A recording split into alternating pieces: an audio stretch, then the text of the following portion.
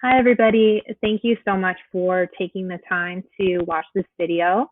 I know that it looks a little bit different than in years past, but I'm glad that we still have an opportunity to connect with one another.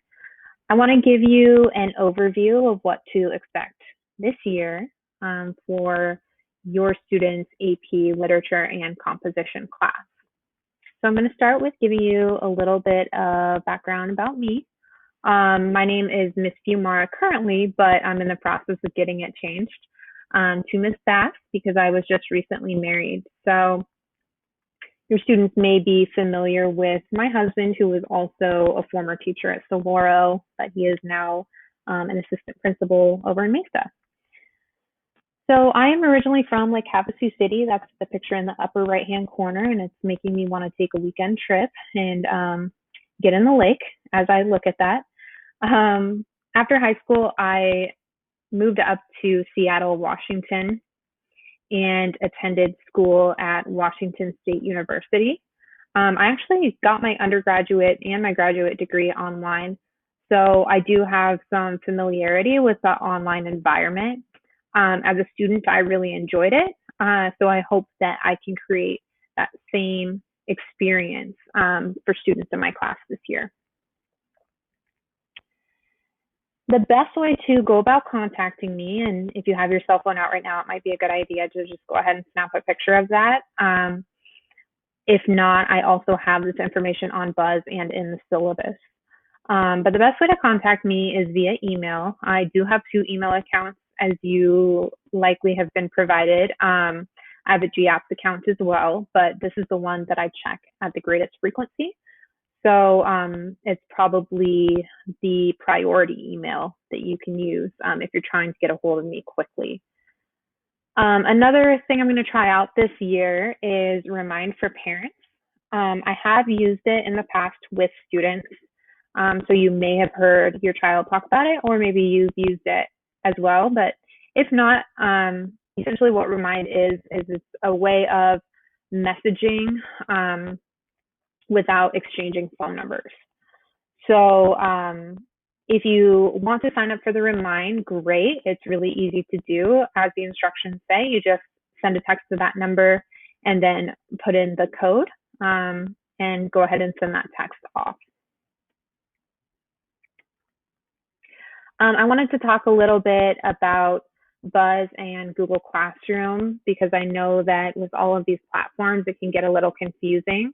In our teacher training, we got a really good analogy that I wanted to go ahead and share because it kind of helped me to wrap my mind around everything. Maybe I'm just a little slow, but basically, Buzz is like the school building. So every day when kids go to school, they are going to log into their Buzz account. From their Buzz homepage, they will see all of their classes.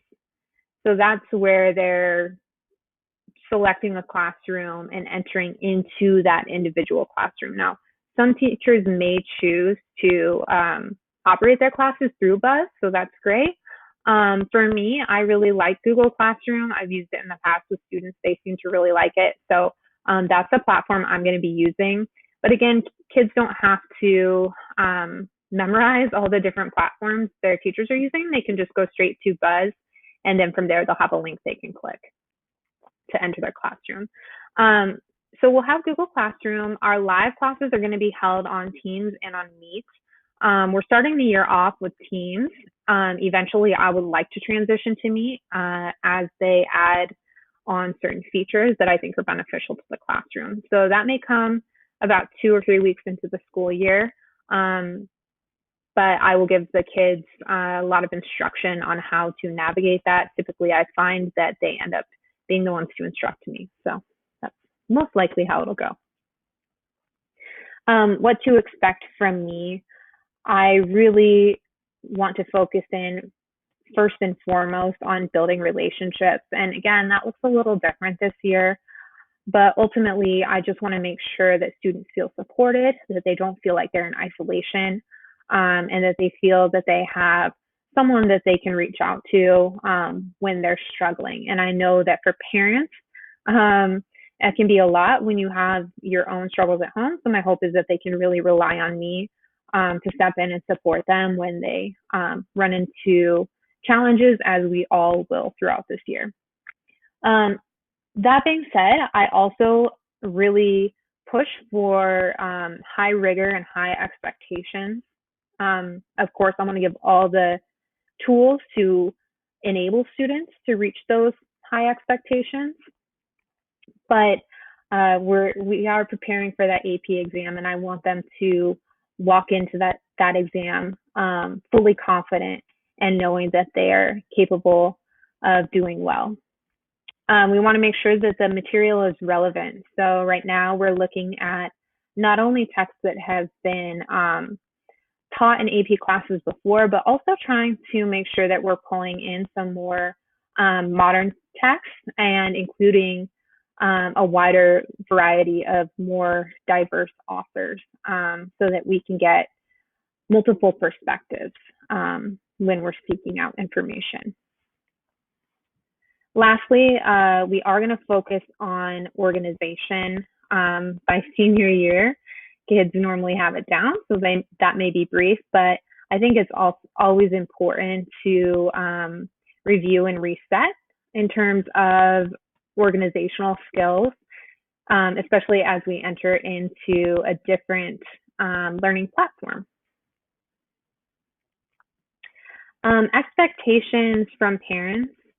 Basically, my only expectations from you are that you feel comfortable in reaching out to me if ever you run into an issue or your student has something going on that maybe I should be aware of. It's really helpful for me as an educator to have that knowledge. So please don't hesitate to reach out to me. Also know that you can access Parent View on the SUSD website. And if you have any struggles with that at all, please just let me know, and I would be happy to support you in navigating that space.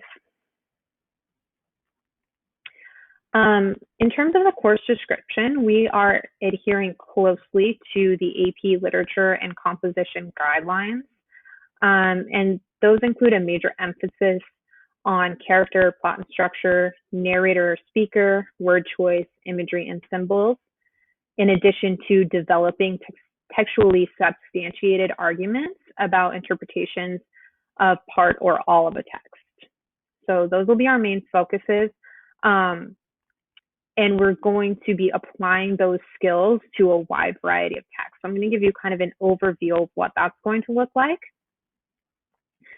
So according to those AP Lit guidelines, we will break up the units into 9 different sections, which include short fiction, poetry, longer fiction, and drama.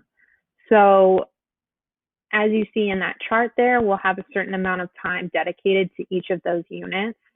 However, I do want to note that we may change the length of time just depending on student needs. More information can be found in the syllabus, but I just wanted to give you a basic overview of what that's going to look like. If you have any questions at all, please do not hesitate to reach out to me. And again, I appreciate you taking the time out of your day to watch this video, and I look forward to meeting you one day in person. Thank you, and have a nice afternoon or evening, depending on when you're watching this. Bye.